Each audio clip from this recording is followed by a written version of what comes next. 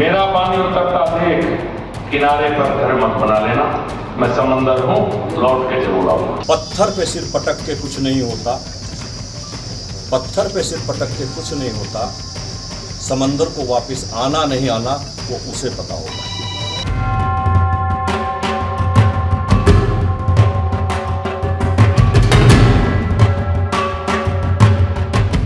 लोकसभा चुनाव के नतीजों के बाद केंद्र में मोदी 3.0 की सरकार भले बन गई हो, लेकिन खराब प्रदर्शन को लेकर सिर्फ पुटौल अभी भी जारी है।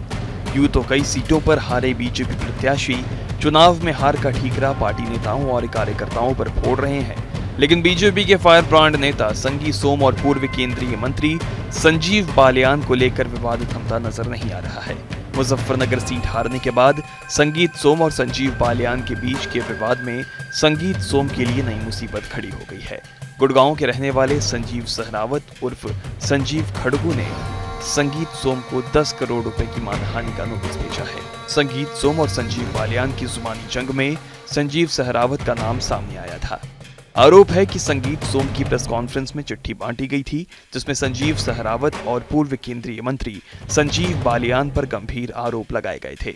संजीव बालियान पर ऑस्ट्रेलिया में जमीन खरीदने का आरोप लगाया गया था। हालांकि संगीत सोम ने इसका खंडन किया है।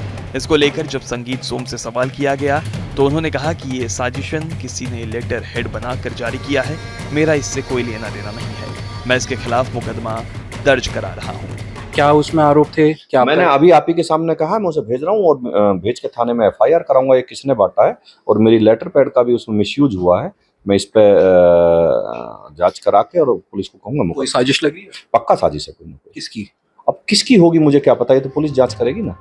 इस मामले में संगीत सोम के निजी सहायक चंद्रशेखर ने मेरठ के लाल कुर्ती थाना में शिकायती पत्र दिया है, जिसमें कहा गया है कि अज्ञात व्यक्ति ने गलत तरीके से फर्जी लेटर तैयार करके प्रेस विज्ञप्ति बनाकर बांट दी।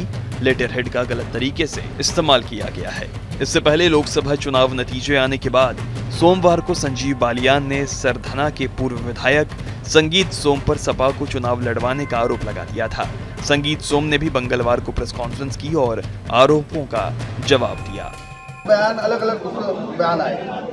हाँ, मैं उम्मीद करता हूँ कि कार्रवाई होनी चाहिए थी और आगे भी उम्मीद रखूंगा अपनी पार्टी से कि जो बिल्कुल खुले तौर पर जिन्होंने समाजवादी पार्टी का चुनाव लड़ा और यहाँ बड़ी पोजीशन लिए हुए हैं और सरकारी सुविधाएं भी ले रहे हैं, तो कृपया करके पार्टी, मेरा निवेदन रहेगा, पार्टी इस पर शायद ध्यान देगी और कार्रवाई निश्चित। सरकार भारतीय जनता पार्टी की। मंत्री जी, पूर्व विधायक संजीव सोम ने कहा था कि एक बयान बहुत वायरल हुआ उनका कि स्तर नहीं है आपसे बात करने का, ऐसा क्या है इस तरह? अब ये तो मैं कह नहीं सकता। मैं PhD हूँ वेटनरी साइंसेज में, 2 बार मुजफ्फरनगर का सांसद रहा हूँ, 8.5 साल केंद्रीय मंत्री रहा हूँ, सरकारी नौकरी में भी रहा हूँ। कृपया करके स्तर तो मुझे शिक्षा से होता है, उससे होता है, उनका शिक्षा का पूछा है, स्तर आप ही जोड़ लें, किसका स्तर कहाँ है। मेरे माँ बाप ने मुझे ऐसे संस्कार नहीं दिए कि मैं किसी के खिलाफ इस तरीके के अनर्गल बात करूं, किसी को शिखंडी कहूं, किसी को विभीषण कहूं। मैं केवल इतना कहना चाहता हूं कि मेरे माँ बाप ने मुझे ऐसे संस्कार दिए हैं कि मैं किसी के बारे में खराब शब्द ना बोलूं। नहीं, ये बात नोट नहीं करी होगी कि मैंने वो बयान कब दिया था। उन्होंने 2 दिन पहले कहा था कि संगीत सोम विनाश की राजनीति करते हैं। मैं कभी विनाश की राजनीति नहीं करता, मैं विकास की राजनीति करता हूँ। देखिए, मेरा बूथ पूरी सरधना विधानसभा है, आप एक बूथ की बात नहीं कर सकते। अगर ये बात आप करेंगे तो हमारी विधानसभा बुढ़ाना में एक सोरम गांव है, वो हमारा बहुत बड़ा गांव है, उसमें हमारे देश के बड़े बड़े लोग रहते हैं, और संजीव बालियान जी का वो बहुत एक ऐसा गांव है जो जिसे वो अपना घर मानते हैं। हमारे प्रदेश के अध्यक्ष जी भी वहाँ गए, बड़ी बड़ी सभा भी वहाँ हुई, उसके बावजूद भी हम सोरम गांव में हार के आए हैं। तो ये तो अलग विषय है, कौन कहाँ हारा है जीता है। मैं सरधना विधानसभा की बात कर सकता हूँ कि सरधना विधानसभा में मैंने चुनाव नहीं हारा। मेरे पास कोई सरकारी सुविधा नहीं है, सुरक्षा सुविधा नहीं होती, सुरक्षा इंटेलिजेंस की देन होती है, वो सरकार की नहीं, वो तो विपक्ष के नेताओं को भी मिली होती है। उधर यूपी में बीजेपी के खराब प्रदर्शन को लेकर समीक्षा बैठक शुरू हो गई है। नतीजे आने के बाद कुछ उम्मीदवारों ने पार्टी के प्रदेश नेतृत्व से भीतरघात को लेकर शिकायत की थी। ऐसे नेताओं से लिखित में शिकायत भेजने को कहा गया था। कुछ उम्मीदवारों ने बंद लिफाफे में सबूत समेत हार की वजहें बताई हैं। अब नए सिरे से समीक्षा शुरू हुई है।